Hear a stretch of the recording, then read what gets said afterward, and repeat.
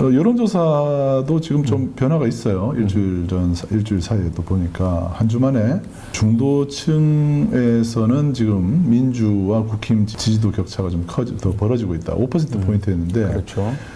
20%포인트로 확 벌어졌습니다. 네. 일주일 사이에 도대체 무슨 일이 생긴 겁니까? 근데 저는 뭐 저 사이에 중도층의 이론이 저렇게 뭐 15% 이상 그 차이가 발생했다. 난 저런 분석은 조금 억지스러울 것 같고요. 근데 다만 추세는 있죠. 추세는. 네. 그러니까 저렇게 극우 집회들을 열심히 하는데도 불구하고 그런 것들이 외려 그 중도층들의 등을 돌리게. 그렇죠. 네. 네. 만들고 있다. 저것이 오히려 보수층을 확 자기들끼리 결집하는 효과가 있을지 모르지만 극우 세력들의 결집이 거꾸로 그 중도 외연 확장에는 더 부정적인 결과를 낳고 있다. 네. 이런 걸 보여주고 있는 거죠. 지금. 지금 추세를 보니까 1월 초 있죠. 네. 1월 둘째 주쯤에 그때 뭐 체포영장 집행하니 많이 할 때 그때 수준으로 다시 돌아간 거네요. 네. 지금 보니까 그죠? 정당 지지율도 그렇고 중도층 쪽에서 확실히 그 전체 지지율보다는 확실히 국민의힘이 더 떨어지고 민주당은 별 차이가 없어요. 중도층이 저렇게 10% 이상 벌어지면은 다음에 국힘당이 무조건 대선에서 승리할 수가 없습니다. 네. 중도 표심을 잡지 못하고 대선에서 승리할 수는 없어요. 네.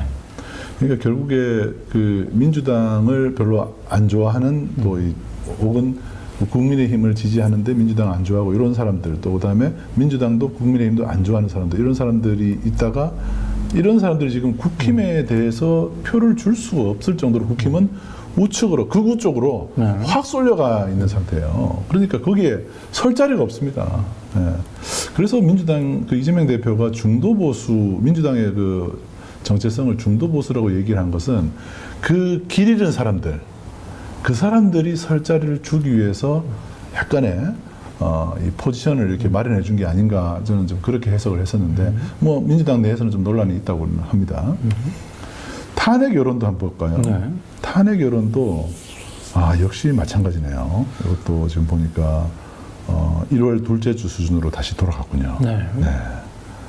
한 달 사이에 조금 이제 어지러운 시기가 있었는데 그게 지금 다시 정상 그 원래대로 이렇게 돌아가고 있는 그런 추세 같습니다. 네. 결과적으로 이 탄핵 반대를 하고 이제 윤석열을 옹호하면서 헌재를 흔들고 또 장외에서 이렇게 극우 세력들을 동원한 이 집회 이 몰이들이 그리고 중도 층들로 하여금 이제 국힘당과 윤석열 지지 세력들에게 등을 돌리게 이제 만든 거예요.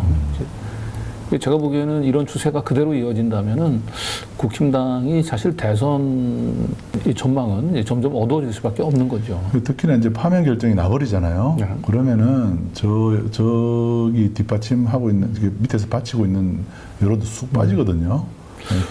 그렇죠. 지난번에 이제 윤석열 체포가 된 직후에도 극우층 내부에서 서로 책임론 공방이 뭐 아주 심하게 벌어졌거든요. 네.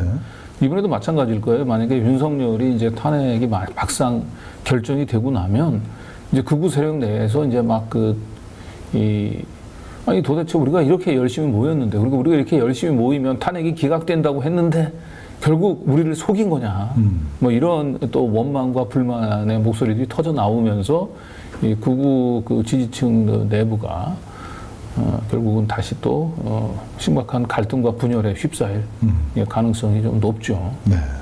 그래서 사실은 이제 현실을 좀 직시하면서 국힘당도 이제는 서서히 윤석열을 이제 손절을 좀 하고 그리고 겸허하게 이제 12.3 계엄 이 이제 내란이라고 하는 점에 대해서는 좀 인정을 하고 좀 합리적인 보수의 정당으로 다시 태어나려고 하는 노력들을 해야 되지 않을까 싶어요. 근데 아마 그럴 가능성은 좀 많지 않아 보입니다. 네.